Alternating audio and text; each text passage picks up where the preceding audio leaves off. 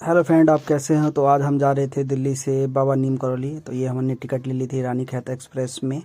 और ये थी आज की हमारी train Corbett park link express, जो कि रामनगर से जैसलमेर जाती है। यही है रानीखेत एक्सप्रेस। ये दो भागों में बट जाती है। मुरादाबाद से एक रामनगर चली जाती है और एक जाती है काठगोदाम। तो आज हम जा रहे थे रामनगर के बाद हम कैंचीधाम जाने वाले थे।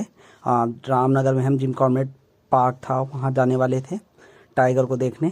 और ये था ओल्ड दिल्ली रेलवे स्टेशन।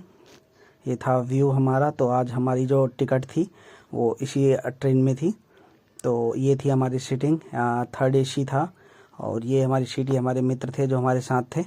तो हमने अपने ट्रेन में बोर्ड कर लिया है। बोर्ड करने के बाद अब हम चल रहे हैं रामनगर की तरफ, रामनगर की तरफ। और ये था कुछ अंदर से व्यू।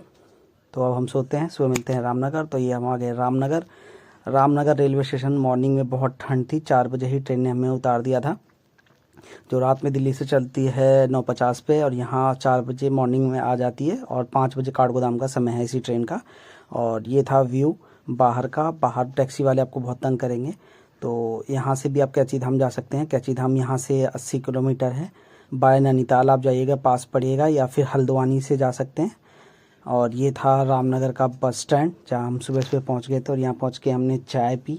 और इस बस स्टैंड पे आप पैसा ज़्यादा खर्च मत कीजिएगा। रेलवे स्टेशन के बाहर से ही 20-20 रुपये में आपको ऑटो मिल जाते हैं, जो आपको यहाँ ला के छोड़ देते हैं, ठीक है। और ना रिजर्व के, टैक्सी वाले रिजर्व के लिए आपको बोलेंगे। तो ये यहाँ से बस जाती थी हल्द्वानी के लिए।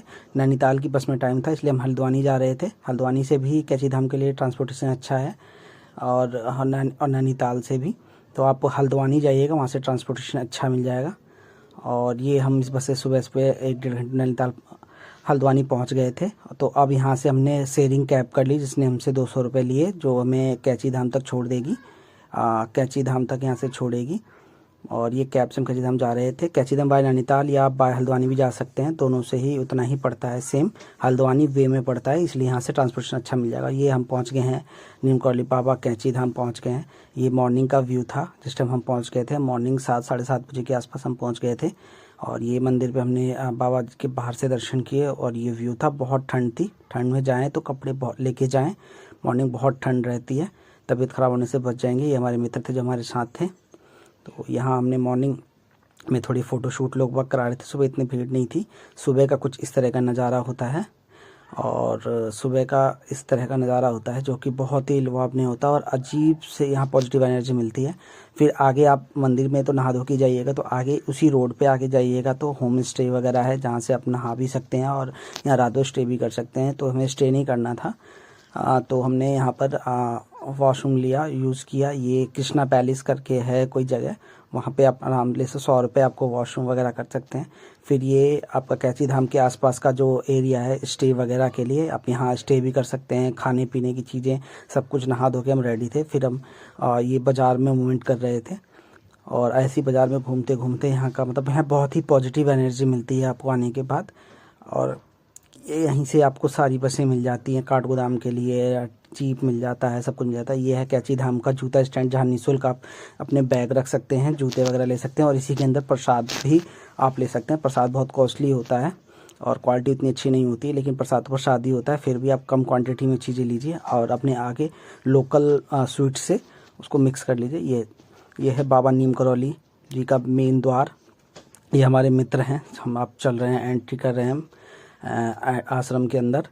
और ये कुछ इस तरह का व्यू होता है मॉर्निंग में। बहुत यहाँ टोटली यूथ ही आया हुआ था। और ये मंदिर का कुछ बाहर का व्यू था। और ये अब हम दर्शन करके अंदर आ चुके हैं, क्योंकि अंदर फ़ोन बिल्कुल भी अलाउड नहीं है, ना कैमरा रिकॉर्डिंग वगैरह या फ़ोटो भी खींच सकते। तो दर्शन करके हम बाहर आ चुके थे बाबा के, और अपनी सारी जो भी समस्या तो उन्होंने बताया था उनका समाधान जानने की कोशिश करी थी। और ये कुछ व्यू रहता है चारों तरफ। ये पीछे से ही ये जो रोड है, यहीं से आपको काठगोदाम नैनीताल वगैरह के लिए बसें भी मिल जाती हैं, शेयरिंग कैब भी मिल जाती है, यहीं से आप वापस जा भी सकते हैं। तो हमारा दोस्त एक दिलचस्प था, उसने ऊपर एक गाय देख ली और कह रहा है ये गाय ऊपर कैसे चढ़ी। तो मैंने सोचा भाई जीना है इसलिए चढ़ गई होगी। और ये फिर हम काठगोदाम रेलवे स्टेशन आ गए थे। ये काठगोदाम रेलवे स्टेशन का बाहर से व्यू है। हल्द्वानी और काठगोदाम दोनों एक ही जगह पे ही हैं, 4-5 किलोमीटर का डिस्टेंस है। और आप ये हल्द्वानी या काठगोदाम भी आ सकते हैं। और ये व्यू था कुछ इस तरीके का। और ये हमने और यहाँ बंदर बहुत सारे हैं, फ़ोन संभाल के रखिएगा।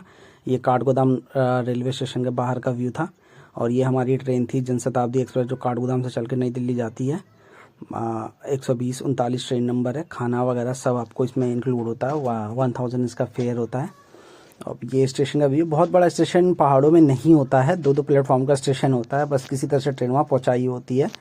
बस ये है। यहाँ पर विश्रामालय वगैरह, क्लॉक रूम वगैरह सब है। और यहाँ आप क्या क्या घूम सकते हैं, रानी खेत घूम सकते हैं, जिम कॉर्बेट नेशनल पार्क घूम सकते हैं। काठगोदाम में कौन सी नैना देवी मंदिर जो है 33 किलोमीटर है। ट्रिप टू नैनीताल 40 किलोमीटर है। सिरीपाल, तो यहाँ से जो भी चीज़ें हैं यहाँ पर आपको लिखा हुआ मिलेगा बाहर। और ये था टैंक भी रखा हुआ था, तो टैंक वगैरह देख के यहाँ मैंने देखा। और फिर हम अपनी ट्रेन में बोर्ड कर गए। तो ट्रेन में हमें बैठते ही नाश्ता आ गया।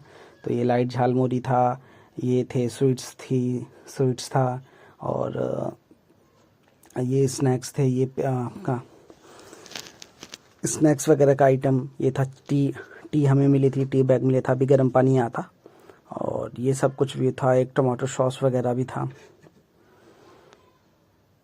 और ये सब, एक हमें 500 ml की बोतल भी दी थी पानी की साथ में बोर्ड करते समय। इसके बाद फिर मुरादाबाद के बाद हमें खाना दे दिया गया था। तो खाने में, खाना इनका एवरेज था, मैं इनको 10 में से 7 दूंगा रेटिंग। ये था मिक्स वेज था। और ये आपका पनीर था, पनीर का आइटम था। पनीर ठीक था, मतलब क्वालिटी एवरेज, सब क्वालिटी एवरेज थी। ये जो था इनका दाल था,